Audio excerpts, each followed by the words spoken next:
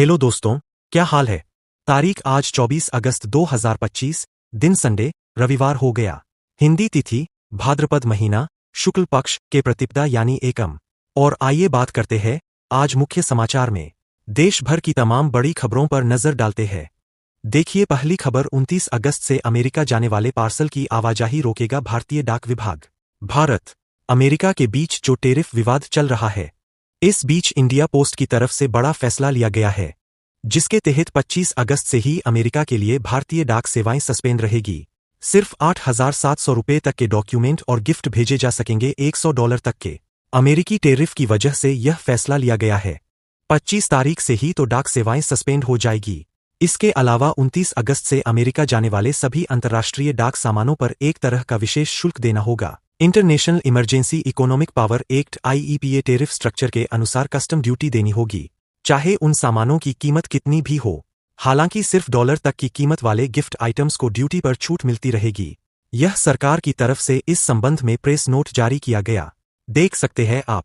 हालांकि भारत अमेरिका के बीच टेरेरी विवाद के माहौल पर भारत के विदेश मंत्री एस जयशंकर बोले कि भारत अमेरिका के बीच कट्टी नहीं है, ट्रेड पर बातचीत जारी है। रूसी तेल बेचने पर भी उन्होंने कहा कि जिन्हें दिक्कत है वह नहीं, हम मजबूर नहीं करते हैं। नई दिल्ली में आयोजित economic times world leaders forum 2025 को संबोधित करते हुए विदेश मंत्री ने भारत अमेरिका व्यापारिक रिश्तों को लेकर यह बातचीत की। विदेश मंत्री ने कहा कि किसानों और छोटे उत्पादकों के हित से किसी भी तरह का व्यापारिक समझौता नहीं होगा। अमेरिका के साथ ट्रेड डील को लेकर भी एस जयशंकर ने यह बयान दिया। इधर हमारे देश के वाणिज्य मंत्री पीयूष गोयल का भी कहना है कि भारत कई देशों से मुक्त व्यापार समझौते की बातचीत कर रहा है। पीयूष गोयल बोले कि दुनिया हमारे देश की ओर देख रही है आज के समय, और अमेरिका ने भी एक बड़ा ऐलान किया। चिप बनाने वाली कंपनी इंटेल में अमेरिकी सरकार ने खरीदी 10% हिस्सेदारी। अमेरिकी राष्ट्रपति डोनाल्ड ट्रंप ने यह ऐलान किया है, यानी इंटेल कंपनी में 10% हिस्सा अब अमेरिकी सरकार का होगा। बदले में कंपनी को $8 बिलियन की सब्सिडी देगी अमेरिकी गवर्नमेंट। ट्रंप बोले कि यह फैसला लेकर इंटेल के CEO ने अपनी नौकरी बचा ली है।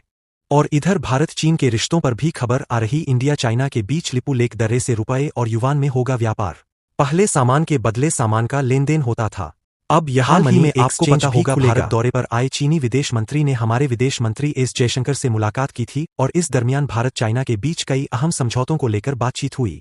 चलिए अगला अपडेट देखिए। केंद्र सरकार ने पेपर बोर्ड आयात के लिए भी तय की MIP और शहद के न्यूनतम निर्यात मूल्य में भी कटौती करने का फैसला लिया है। केंद्र सरकार की तरफ से कुछ श्रेणियों के कागज और पेपर बोर्ड की आयात नीति में यह संशोधन किया गया है। ज्यादा डिटेल आप देख सकते हैं इस बारे में। चलिए अगला अपडेट देखिए। टीम इंडिया की स्पॉन्सर्ड ड्रीम 11 कंपनी ने अब एक नया मोबाइल ऐप लॉन्च किया है, जिसके जरिए FD और डिजिटल गोल्ड में निवेश किया जा सकेगा। क्योंकि आपको पता होगा सरकार ने नए गेमिंग एक्ट के बाद ऑनलाइन गेमिंग को बैन कर दिया है, तो इस वजह से ड्रीम 11 कंपनी ने अब यह नए बिजनेस में कदम रखा है। ऑनलाइन मनी गेमिंग पर बैन के बाद भारतीय क्रिकेट टीम के लीड स्पॉन्सर ड्रीम 11 की पेरेंट कंपनी ड्रीम स्पोर्ट्स ने यह नया personal finance mobile app launch किया है, जिसमें आप FD, डिजिटल गोल्ड वगैरह में इन्वेस्टमेंट कर पाएंगे और रोज के खर्चों का हिसाब रखने के साथ ही निवेश को ट्रैक भी कर पाएंगे। और वहीं खबर आ रही है कि ऑनलाइन गेमिंग बिल पास होते ही एक्शन में IED भी। कर्नाटक से कांग्रेस MLA गिरफ्तार हुआ, छापेमारी किया। छापेमारी में इनके पास 12 करोड़ कैश भी मिला और यह कांग्रेस विधायक का नाम है KC वीरेंद्र, जिनको ED ने अरेस्ट कर लिया है।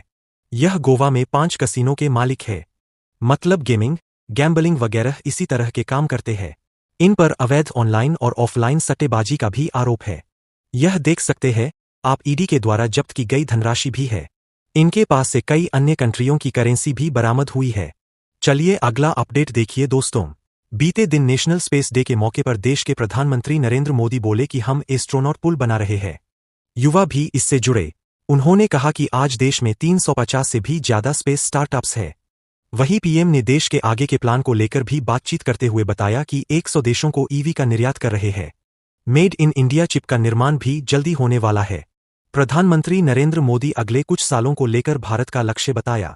PM मोदी बोले कि जल्द ही बाजार में आएगी मेड इन इंडिया चिप और 6G इंटरनेट सेवाओं पर भी तेजी से काम कर रही है सरकार।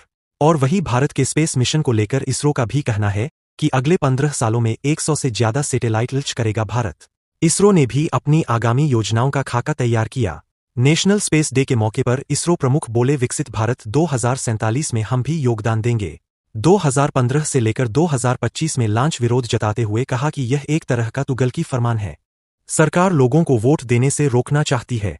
डॉ रफीक उल इस्लाम, जो कि फिलहाल असम विधानसभा के जामिया निर्वाचन क्षेत्र से विधायक है, उन्होंने असम सरकार के इस फैसले का विरोध किया। और वहीं देखिए दोस्तों, केंद्रीय मंत्री किरण रिजिजू बोले पीएम मोदी ने छूट लेने से मना किया। उन्होंने कहा कि पीएम भी एक नागरिक है, कानून के दायरे में लाएं गिरफ्तारी पर पद से हटाने का बिल। आपको पता होगा जो सरकार नया बिल लेकर आ रही है, जेल जाने के बाद पीएम सीएम को पदों से हटाने वाला, तो उसको लेकर केंद्रीय मंत्री का यह कहना है। चलिए बड़ी खबर देखिए। उत्तराखंड के थराली में एक बार फिर से बादल फटने की घटना देखी गई। एक व्यक्ति की मौत हो गई। 80 घरों में 2-2 फीट तक मलबा भर गया। कई दुकानें और बाजार भी तबाह हो गए। रेस्क्यू के लिए आर्मी पहुंची है। देश भर में मौसम के हालात एक बार फिर से काफी गंभीर चल रहे हैं। आगे मैं आपको बताऊंगा पूरे मौसम समाचार। फिलहाल देखिए अगली खबर। देश के राज्यों के मुख्यमंत्रियों पर एक रिपोर्ट सामने आ रही है कि चंद्रबाबू नायडू, जो कि आंध्र प्रदेश के मुख्यमंत्री हैं, वह अभी हमारे देश के सबसे अमीर रिचेस्ट मुख्यमंत्री हैं। 30 मौजूदा मुख्यमंत्रियों की कुल संपत्ति में 57% हिस्सा सिर्फ नायडू के पास है। आज के लिए बस इतना ही। इसी प्रकार की खबरों के लिए बने रहिए हमारे YouTube चैनल पर, और वीडियो अच्छा लगा हो तो लाइक शेयर करना ना भूलिएगा। Thank you.